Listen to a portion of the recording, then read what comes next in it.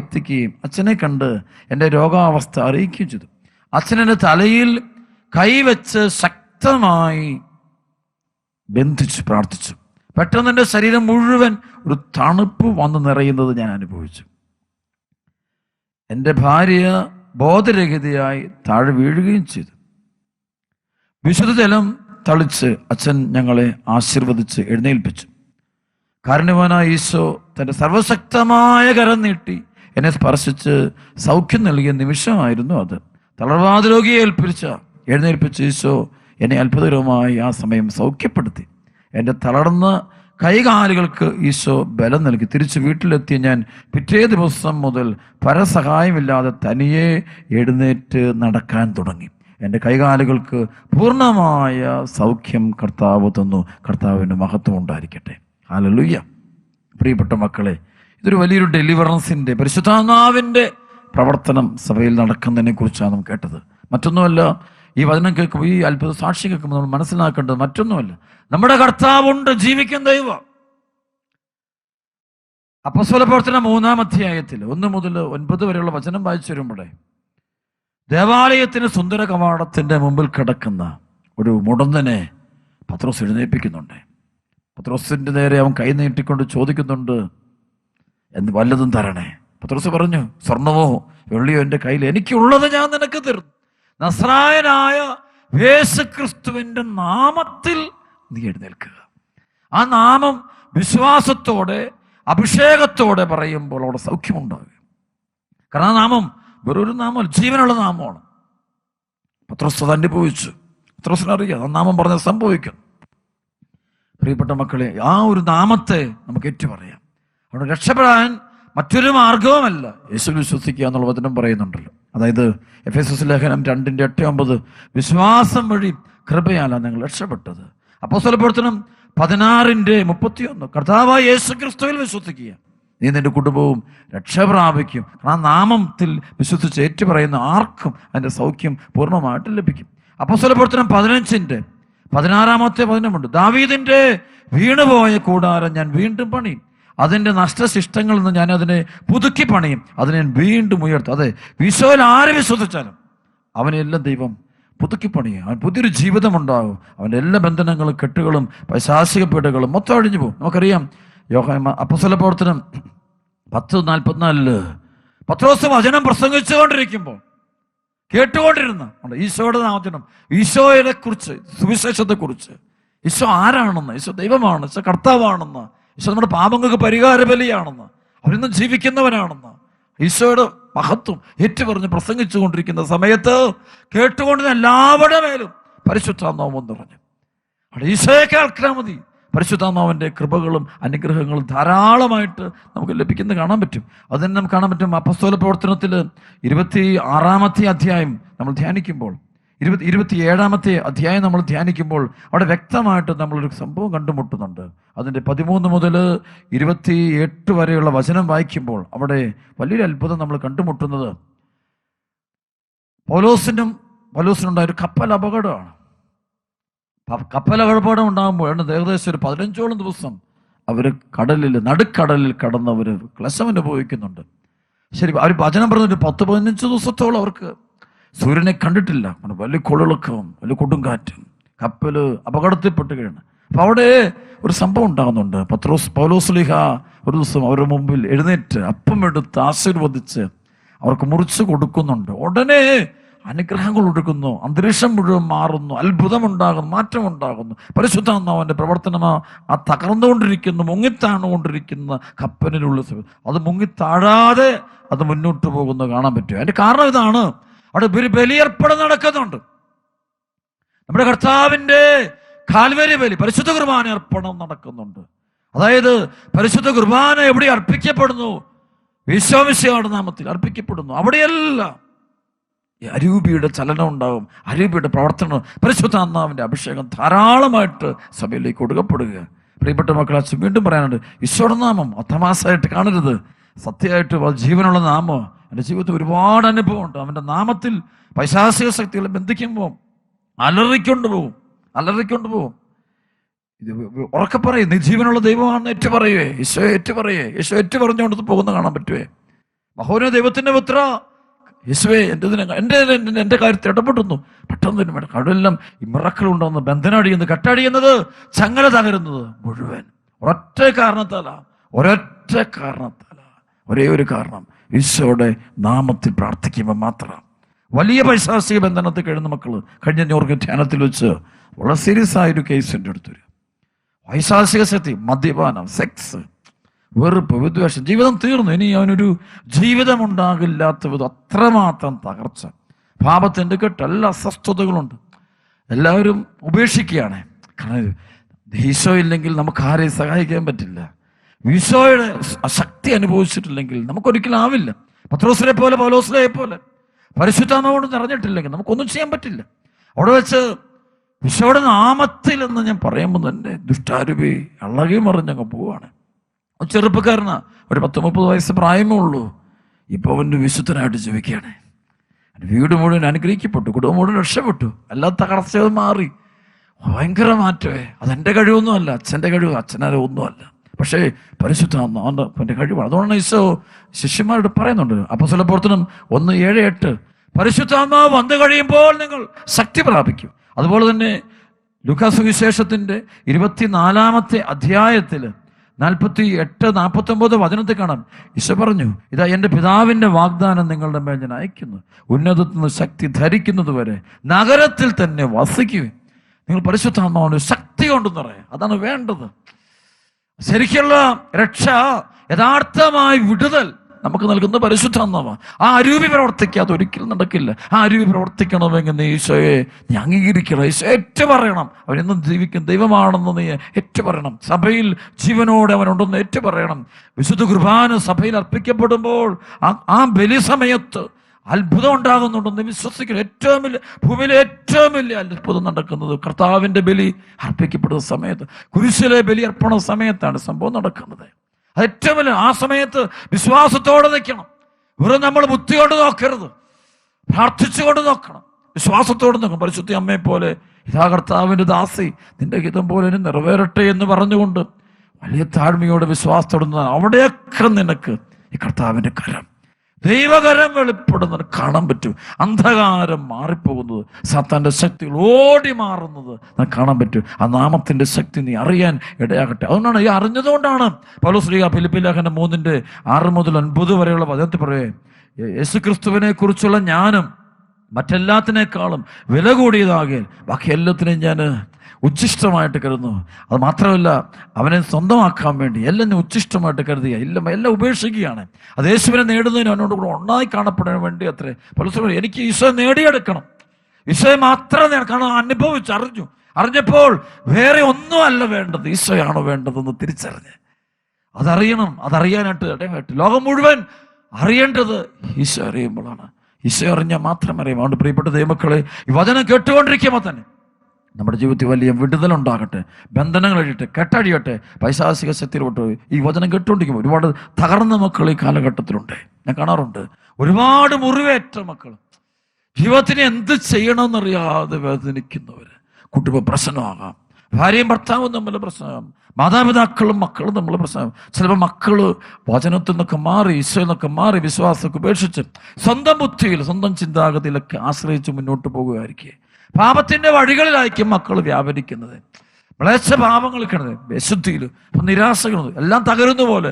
ചില സമയത്ത് കുടുംബം തകരുകയാണോ, എല്ലാം തീരാൻ പോകണം, ഇനി എന്ത് വഴിയില്ലേ, ഇനി ആരുമില്ല സഹായിക്കാൻ. യുക്തിയും ബുദ്ധിയും ഒക്കെ ചിന്തിച്ചപ്പം അപകട അനർത്ഥമല്ലാതെ വേറൊന്നും ചിന്തിച്ചിട്ട് കിട്ടുന്നില്ല. കാരണം മനസ്സിൻ്റെ ചിന്താഗതികൾ അങ്ങനെ പോവുള്ളൂ. പക്ഷെ അവിടെ നീ കരുതണം, നിന്റെ ചിന്തകൾക്കപ്പുറത്ത് പ്രവർത്തിക്കാൻ കഴിവുള്ളൊരു വലിയൊരു ദൈവമുണ്ട്, വലിയൊരു കർത്താവുണ്ട്, വലിയൊരു ഈശോയുണ്ട്. ആ ഈശോയെ നീ ഏറ്റുപറഞ്ഞാൽ മതി മക്കളെ, അപ്പോൾ തന്നെ നമ്മുടെ ജീവിതത്തിൽ വിടുതലും സൗഖ്യവും ഒക്കെ സംഭവിക്കും. വിശ്വസിക്കുന്നു. ഈശോയോട് കൂടുതൽ അടുക്കുക. ഈ വചനം കേൾക്കുമ്പോൾ നമുക്ക് ഈശോയോട് താല്പര്യം ഉണ്ടാകുക. ഒരിക്കൽ ഞാൻ ഓർമ്മിക്കുക, അതൊരു കുടുംബമാണ്, തകർന്നൊരു കുടുംബം. ഭാര്യയും ഭർത്താവും തമ്മിൽ ഒരു പ്രശ്നം, മക്കളുടെ പ്രശ്നം മുഴുവൻ തീർന്നു, സാമ്പത്തിക പ്രശ്നം, ദാരിദ്ര്യം, കടബാധ്യത. അവരുടെ കുടുംബത്തിൽ അത് പ്രശ്നങ്ങളൊന്നുമില്ല. അവർ പറഞ്ഞു വെച്ചാൽ ഞങ്ങളുടെ കുടുംബത്തിൽ പണ്ട് കുറേ മന്ത്രവാദങ്ങളും കൂടോത്രങ്ങളും ചാത്തൻ സേവകളും പൈശാചിക ആരാധനകളും ഒക്കെ നടന്നിട്ടുണ്ട്. ഒരുപാട് ജ്യോത്സ്യന്മാരുടെ അടുക്കലൊക്കെ പോയി ഞങ്ങളുടെ ജീവിതം ഞങ്ങൾ നശിപ്പിച്ചിട്ടുണ്ട്. എന്തെന്നറിയില്ല അച്ഛാ, എല്ലാം കൊണ്ട് തകരുക. എല്ലായിടത്തും പോയി പ്രാർത്ഥിച്ചിട്ടുണ്ട്, ഒരുപാട് സ്ഥലങ്ങളിൽ പ്രാർത്ഥിച്ചു. ഞാൻ പറഞ്ഞു അത് പ്രാർത്ഥിച്ചു എന്നുള്ളതൊക്കെ സംഭവിച്ചു, പക്ഷെ നിങ്ങൾക്ക് ഈശോയിൽ വിശ്വാസം പോരാ. നിങ്ങൾ ഈശോയോട് മാപ്പ് പറയണം, നിങ്ങൾ ഈശോയെ വിശ്വസിക്കണം, ദൈവമായിട്ട് അംഗീകരിക്കണം. നിങ്ങൾ അത് ഹൃദയത്തിൽ ആഴത്തിൽ ഈശോ ജീവിക്കുന്ന ദൈവം. ഞാൻ കുറേ നേരം അവരോട് പറഞ്ഞത് ഈശോ ജീവിക്കുന്ന ദൈവം. നിങ്ങൾ തോന്നലായിട്ട് കാണരുത്, കേൾവി വെറുതെ പുസ്തകത്തിൽ വായിച്ചറിയുന്നില്ല. അതുപോലെ നീ ചിന്തിക്കുന്നത് പോലും അറിയുന്ന ദൈവം, നിന്റെ ചിന്തകൾ പോലും. അതായത് സങ്കീർത്തനം 139:1 മുതലുള്ള വചനം, കർത്താവേ അവിടുന്ന് എന്നെ പരിശോധിച്ചറിഞ്ഞിരിക്കുന്നു, ഞാൻ ഇരിക്കുന്നു എഴുന്നേൽക്കുന്ന എല്ലാം അവിടുന്ന് അറിയുന്നു, എൻ്റെ മുമ്പിലും പിമ്പിലും അവിടുന്ന് എനിക്ക് കാവൽ നിൽക്കുന്നു, അവിടുത്തെ കരം എൻ്റെ മേലുണ്ട്. അപ്പൊ ആ ഒരു ദൈവത്തെ നീ അറിയണം. നീ അറിഞ്ഞാലേ നിനക്ക് പ്രാർത്ഥിക്കാൻ പറ്റുള്ളൂ. അറിയാതെ പ്രാർത്ഥിക്കുമ്പോൾ അത് ബുദ്ധി കൊണ്ടുള്ള പ്രാർത്ഥനയാണ്, ഇന്റലക്ച്വൽ പ്രയറാണ്. ഇന്റലക്ച്വൽ പ്രയർ ഒരിക്കലും നമുക്ക് ഈശോ അനുഭവിക്കാം. ഹൃദയത്തിൽ നിന്ന് പ്രാർത്ഥന ഉണ്ടാകണം, ഹൃദയത്തിൽ നിന്ന് പ്രാർത്ഥന ഉണ്ടാകണം, അപ്പോഴാണ് അനുഗ്രഹം ലഭിക്കുക.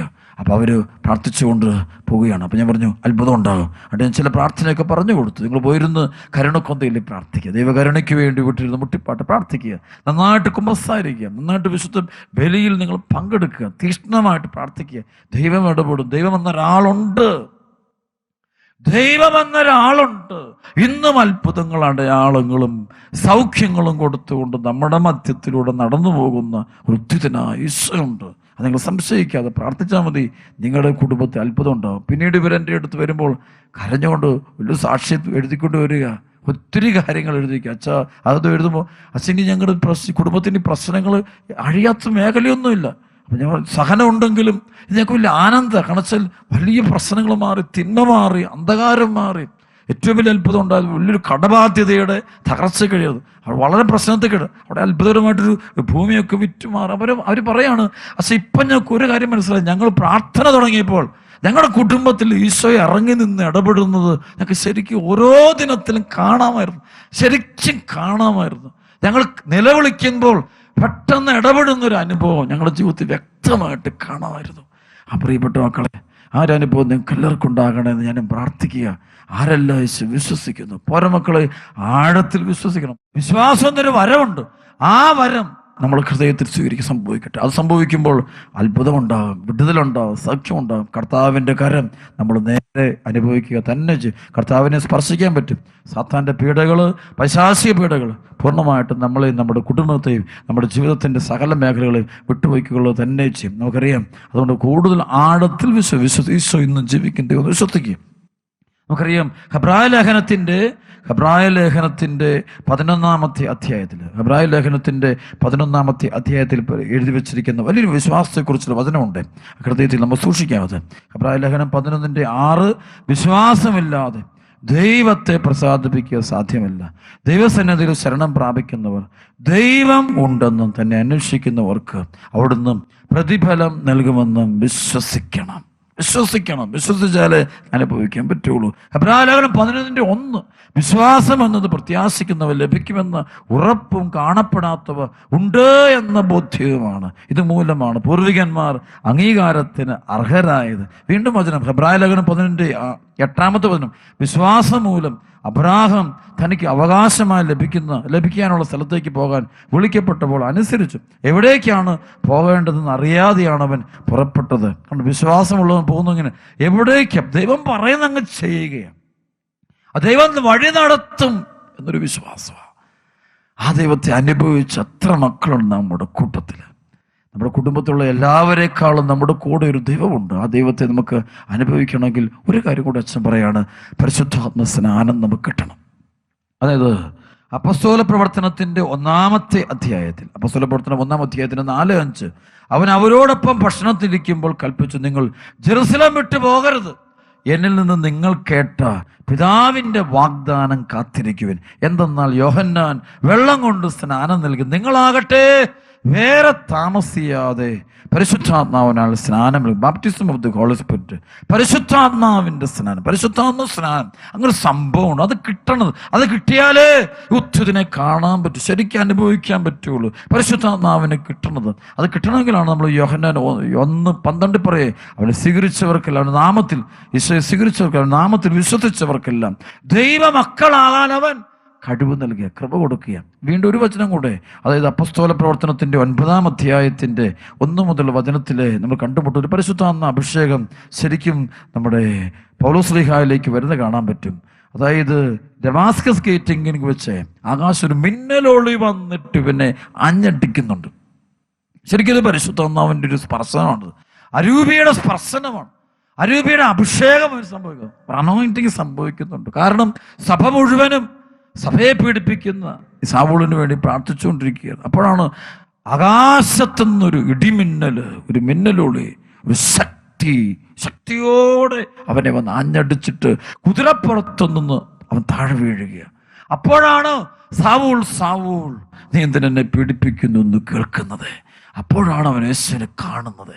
ശരിക്കും പരിശുദ്ധാത്മ സ്നാനം കിട്ടും, പരിശുദ്ധാത്മാവ് സ്പർശിച്ചാൽ മാത്രമേ ദൈവസ്വരങ്ങൾ കേൾക്കാൻ പറ്റുള്ളൂ. ശരിക്കും സാവൂൾ സാവൂൾ നീ എന്തിനെന്നെ പീഡിപ്പിക്കുന്നു എന്നുള്ള വാക്ക് ഒരുപക്ഷെ അന്നല്ല ഈശോ പറഞ്ഞു തുടങ്ങിയത്.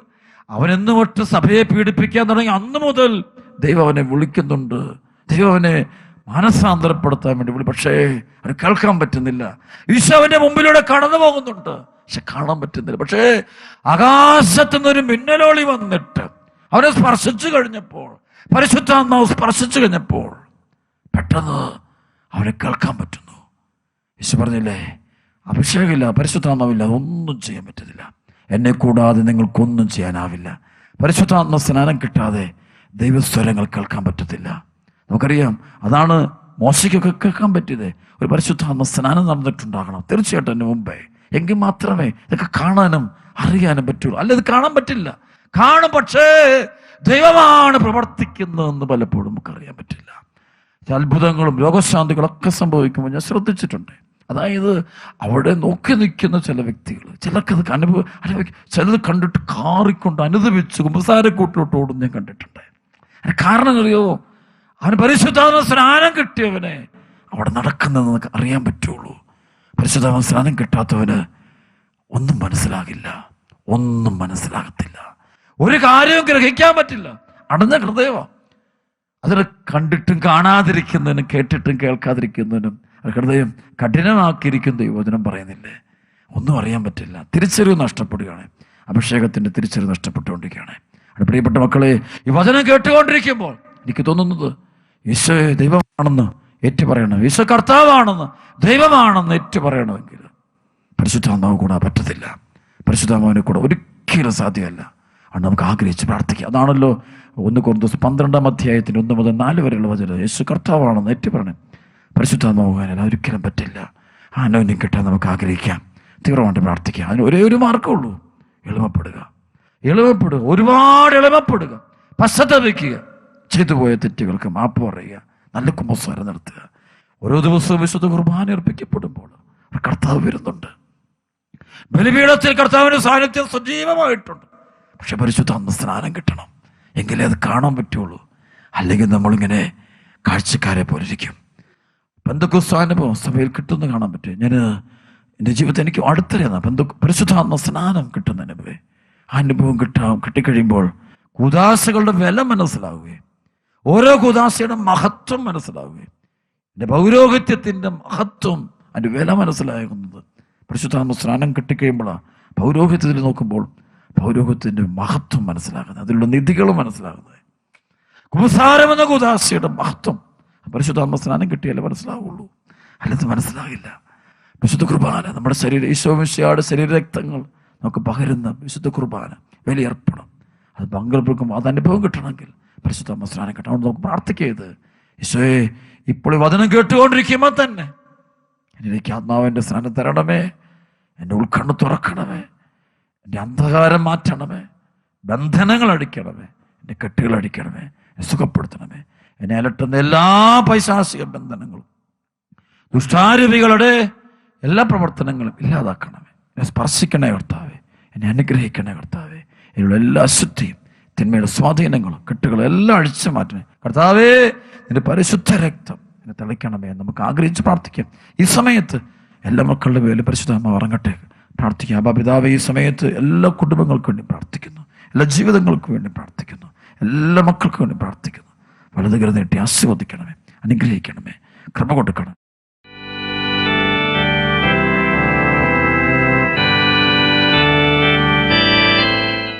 കാരണം ഈശോയുടെ മുമ്പിൽ എല്ലാം സമർപ്പിക്കാം. ഈ ആരാധന സമയത്ത് അത്ഭുതം ഉണ്ടാകും. അവനെനിക്കായി മരിച്ചു,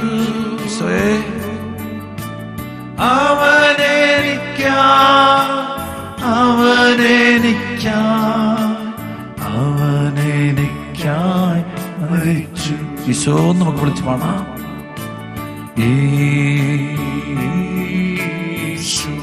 ഈശോയെ ഹൃദയം തുറന്നു ദിവ്യഗാനത്തിലേക്ക് നോക്കിക്കൊണ്ട് ഈശോ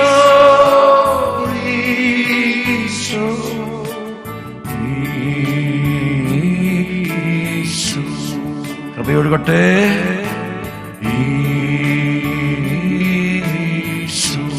ഈശോയെ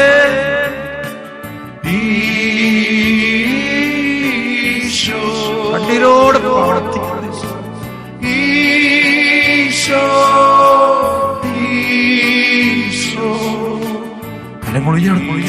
കർത്താവിന്റെ കൈകൾ എല്ലാം കൊടുത്ത് ഹല്ലേലൂയ പാടും.